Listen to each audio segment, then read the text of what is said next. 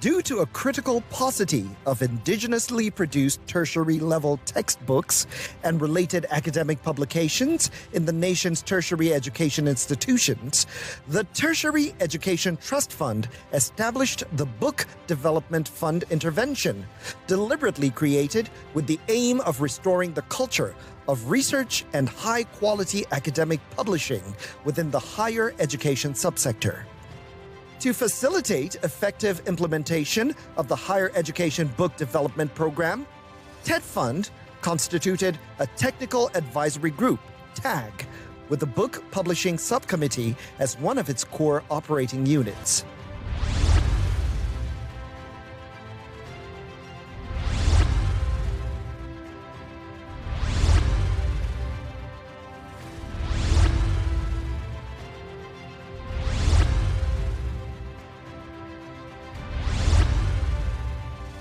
The mandate to intervene in academics, particularly in the area of harvesting theses and master's dissertation from across beneficiary institutions for possible conversion into books, breathed new life as a result of the determination of TETFund's Executive Secretary, Professor Suleiman Elias Bogoro, to place research and development at the heart of Nigeria's economic competitiveness. What we are doing now, improving capacity for grant writing skills. These are all content components, but the other ones is what? Publishing of manuscripts. From conversion of PhD thesis to the larger one, which is manuscript development by lecturers. To textbook, they are evaluated by TETFund. And many of them qualify for publication, and they are supported by TETFund. That is a content thing. And of course, journals publication. We had to identify both professional and more recently academic journals, institution-based journals to support, so as to encourage, to make sure that, because a number of journals at some point, about 9-10 years ago, we discovered that, believe me, most journals had gone moribund. It was very frustrating. People were looking for journals, and you go the journals, some of the journal offices, you went there, they had been publishing, and you discovered they didn't have, it was typewriter. You are not talking about desktop, you are talking about typewriters at that time. It was as bad as that. So we were able to make available seed money to those that we identified, the professional journals, 5 million naira each of them. And believe me, the report came fantastic. And as a result of that, a number of journals have met international best practice standards. Many of them now are being, in fact, is it about 3, 4, or 5? Now they have been so scaled up. On the previous edition of The Paradigm Shift, we beamed our searchlight on day one of a crucial meeting held on the 13th April 2021. Indeed, it was an enlightening session which proved that Nigeria had the intellectual content to produce its own textbooks based on its own needs and unique experiences, as well as to build its own book industry.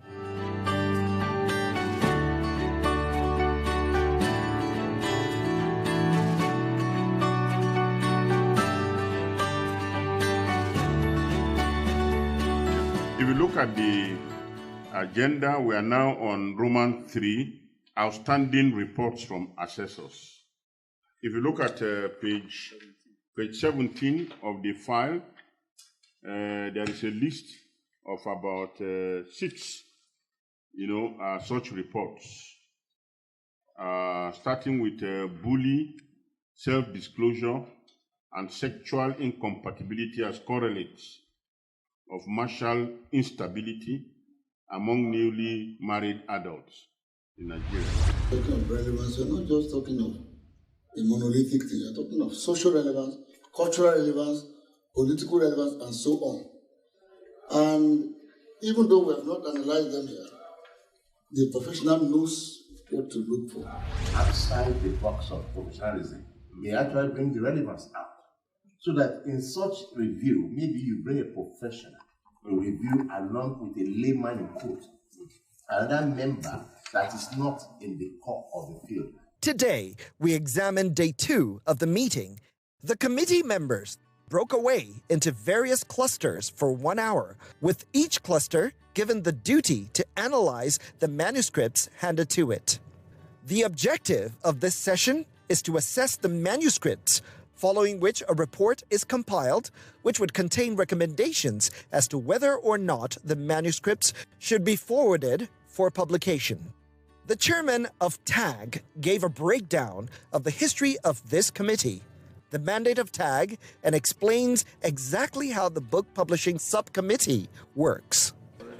For almost 2 years now, that is the technical advisory group that TETFund established to primarily address the problem of scarcity of good quality textbooks in Nigerian tertiary education system.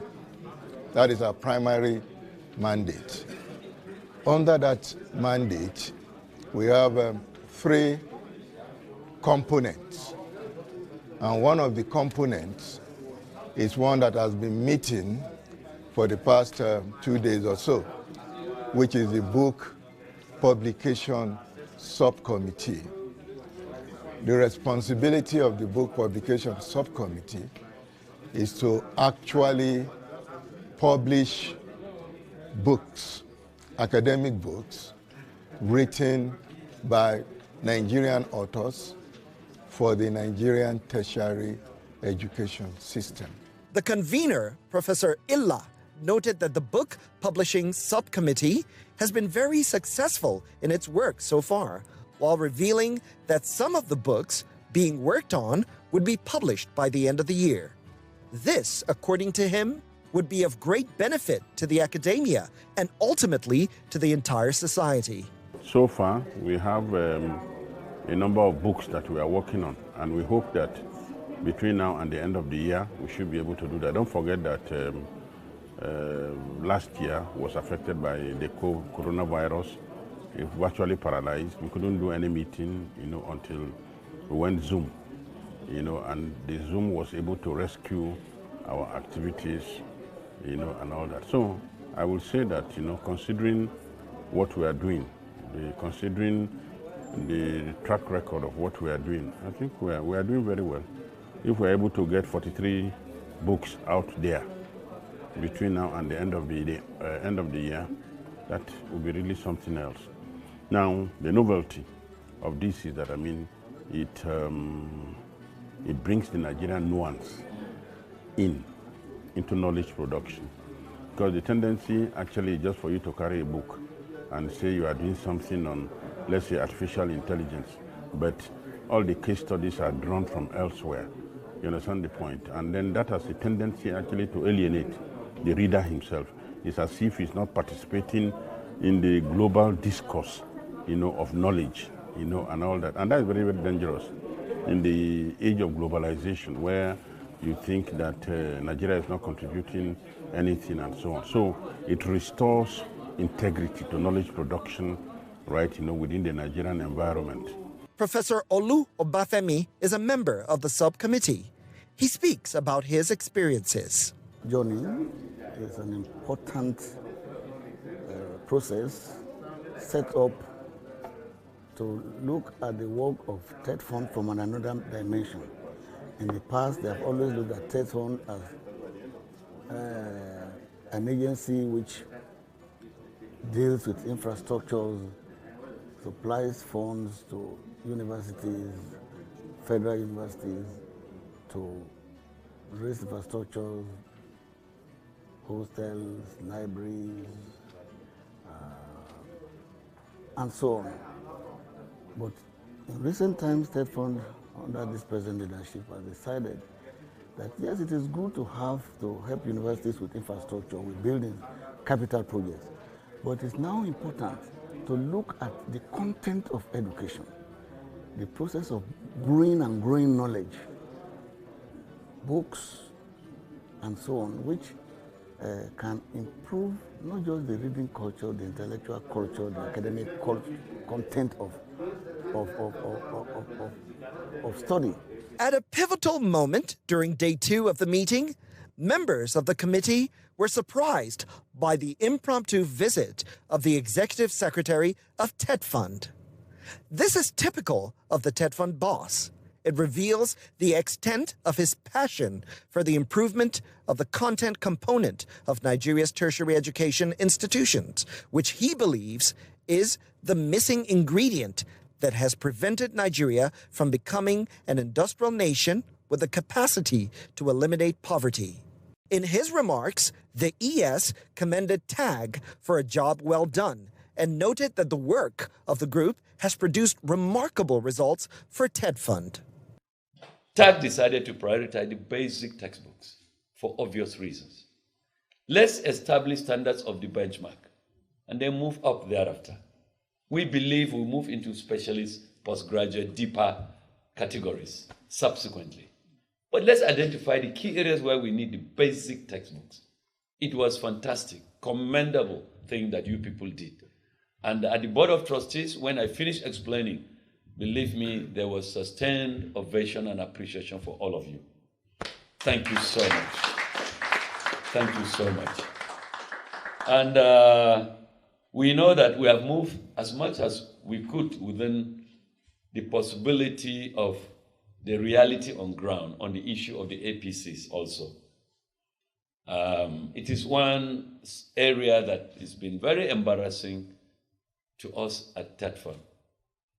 It moved far slower than we had thought, but we are virtually there, finally.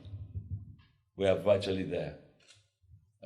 With the APC's management leadership having been appointed by the host vice chancellors. I call them the host vice chancellors because the APCs represent each zone. The host institutions are just privileged to host them. And well, they have naturally some benefits as the host institution. But we tell them they must also take some responsibility. And that's why we say they should second staff to manage the APCs. And I think that's what they did. And when we went for unveiling of the APC Northeast at Mautek Yola, yes, we were introduced to the director. I think they call him director. Well, if somebody chooses to call the head of the management manager or general manager, we leave it to them. But let me see, did you prescribe director for the headship? Am I right? Yes. I think so. I think it's directors. And I think Maute Yola appointed a professor as a director. Yes. And that is how it should be. And I think one or two others have done that already. Can I remember, sir? Calabar. Right. Calabar. And I thought UNILAC should almost be there. Because I remember Professor Ogundipe, the VC, discussed this with me, and I thought, who knows, as we're talking, they could have appointed a management team already. So that is how I would say we've achieved some progress beyond just putting the infrastructure. And let me say this, at the insistence of TAC, I'm proud to say this. I wonder if somebody can contradict me, that the physical infrastructure of the APC buildings, we are all proud of the quality of delivery of those infrastructure. To be honest, you go inside, I mean, you won't believe, because you see, in the Nigerian public space, a lot of substandard infrastructure have been delivered in a number of agencies, and we say, TETFund, we should not and must not be associated with delivery of substandard physical infrastructure. He also disclosed that TETFund would soon be adding 6 more centers of excellence, this time located at public colleges of education, to add to the 12 inaugurated at Nigeria's first, second, and third generation universities. There are basic things that are required, that you do so and you will get results in this whole exercise. So it's important we know what we need to do, and let's contribute to raising the rating, the ranking, and respectability of our universities, polytechnics, and colleges of education. This year, TETFund, if we get Mr. President's approval, we're hoping to support 6 federal polytechnics as centers of excellence in skills and entrepreneurship, skills development. Skills development. That is deliberate emphasis in that respect. We discuss with NCCE about what will be the priority area. Is it going to be pedagogy or curriculum, whatever they want? We would like centers of excellence also next year, 6 from the colleges of education. This is it. So we are going gradually, and we want to see if we meet the demands of each of these subsectors that we at TETFund are supporting. I think with this remark, I think I've done what I needed to, and I'm sorry I digress so much into NRF thing, but I think it's good for all of us. If there is no research, what are you publishing in your books? Earlier, the chairman had given Professor Bogoro a breakdown of the activities of the subcommittee. We advertised for manuscripts. Correct. In 2 daily newspapers, spread the word across our tertiary education institutions, in writing for quality manuscripts from Nigerian scholars in our public and private tertiary education institutions.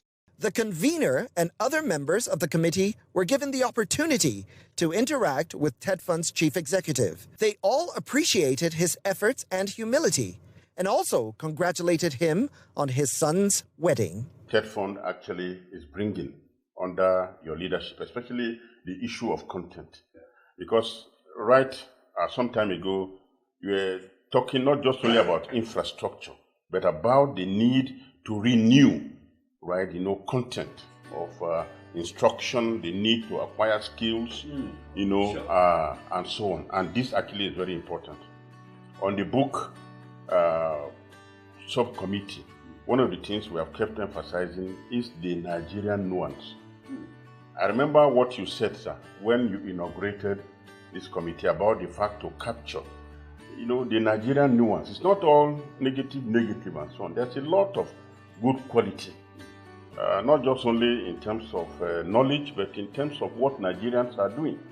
But if you open many books and so on, you won't find them because of the dominance of Western knowledge systems and so on, which were a part. But I think through interventions like this, I think we can renew that and restore Nigeria, to some level of glory. So once again, sir, on behalf of the Book Publication Sub Committee, I want to welcome you, sir. The ratings of any university is related to how much research is going on, what kind of people. In addition to that, sir, as you are working on the content, I hope we are now going to look at how to restore human development. Human development, I know the issues that were with the PhD training program, the issues that were with the conference grants program. Each time you are with us, there's always something to ginger us. You talked very well on the issue of research and our own responsibility as a book. And I think it's based on that by the wisdom of TAG, we decided that the coordinating auditors as well as the authors of the basic textbooks will be experienced academics. And we look to professors and maybe associate professors in most of the cases, except in rare situations where we don't have choice. And to congratulate you, joining others for the successful wedding of your son. It's a prayer of parents that the children will be greater. So we pray that their own will be greater. After the excitement of the surprise visit, the various clusters that evaluated the manuscripts presented reports on 31 manuscripts evaluated. They gave their recommendations and made decisions on the ones that should move on to the next stage. For those that did not get approval at this stage, the committee agreed to write to the authors concerning the necessary adjustments to make. The evaluations of each of the 31 manuscripts were given by a member of the cluster that evaluated the manuscripts. The title is appropriate, the depth is good and correct, and so overall we say the manuscript is recommended for further process. He's not talking in the area, in his own area. So we felt that he's not competent to talk in that area. Again, the book has already been published by Lampard, and he's even looking at it. It's not fit for publication. We have gone through and we are satisfied it can be recommended for further processing. All the parts centered on life experiences and grievances of the author in a particular university. It talks about hostility of some staff against him, deanship election, how he lost it. It talks about exam malpractice in the university, forgery in some postgraduate students, so on and on and on. Yes, a book. Then the last part talks about legal tossing, which dwells so much on criminal prosecutions of individuals, on and on and on. Well, my take about this book is that there are quite a number of non-academic lessons to be learned. It has covered quite significant fundamental aspects of research. The book is called Fundamentals, so it can go as fundamentals. I have gone through the submission and I found it good enough to consider. All academic content share one goal: to help students learn. The success of TAG and its book publishing subcommittee will usher in an era where there will be sufficient Nigerian textbooks that create and reflect our cultural identity. We will have content that can be adapted to keep up with the changing world as a result of constant peer review. In addition to this, Nigeria will achieve a consistency of high performance in its intellectual material, while collaboration between academics will be encouraged. We will also finally have measurable targets that meet our unique aspirations. And that is the paradigm shift.